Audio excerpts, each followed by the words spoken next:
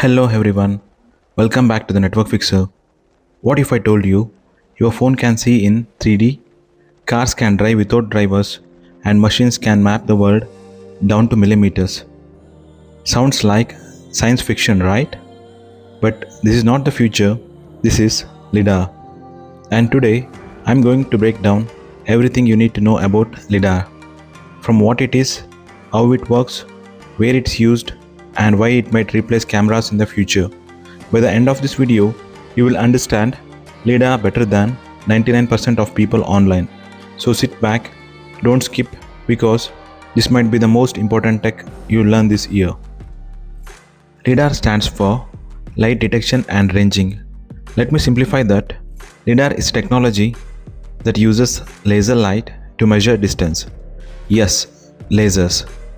It sends out tiny pulses of light and measures how long they take to bounce back. This is called time-of-flight. And using this, LiDAR builds a 3D map of the environment. Think of it like this. Imagine you are in a dark room, you throw a ball and listen for when it hits a wall. That's exactly what LiDAR does, but with light and at insane speeds. Let's go deeper. A LiDAR system has three main parts: laser emitter, sensor or receiver, processing unit. Here is the process. In the first step, the LiDAR emits a laser pulse. In the step 2, the laser hits an object. In the step 3, it reflects back. In the step 4, the sensor detects the reflection. In the step 5, the system calculates distance using time. Now, here is the formula concept. Distance is equal to speed of light into time divided by 2. Why divide by 2? Because the light travels to the object and back, and this happens not once but millions of times per second. That's how LiDAR creates a point cloud, a 3D representation of the world.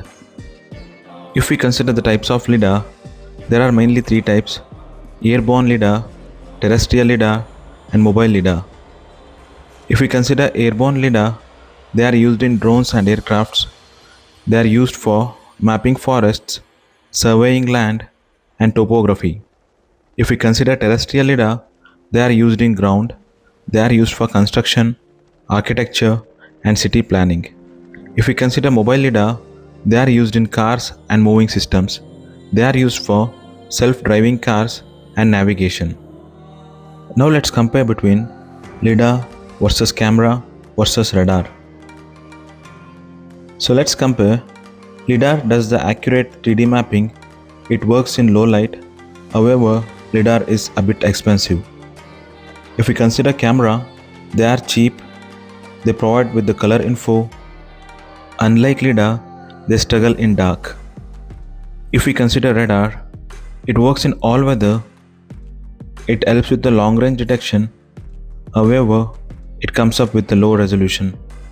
In a nutshell, LiDAR helps with the precision, camera helps with vision, radar is reliable.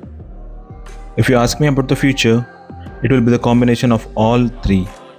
Let's talk about real world use cases. The first one is with the self-driving cars.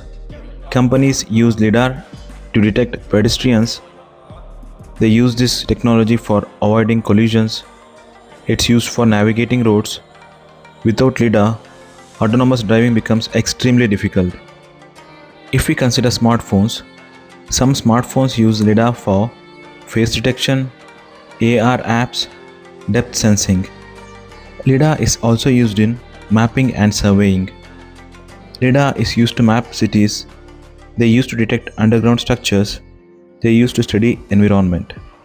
If we consider gaming, especially in augmented reality and virtual reality, LiDAR enables real-world scanning, immersive gaming, and augmented reality.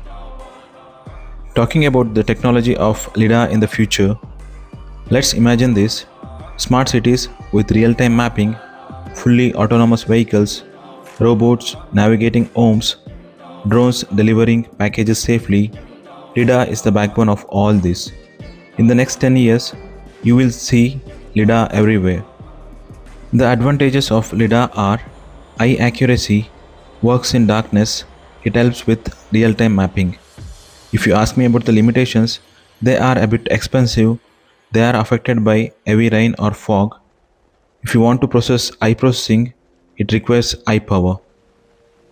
Coming to the price factor, LiDAR is a bit expensive. You might be thinking why LiDAR is costly. It's mainly because it uses precision lasers, it uses high speed sensors. When it comes to processing, it's too much complex. But prices are dropping fast.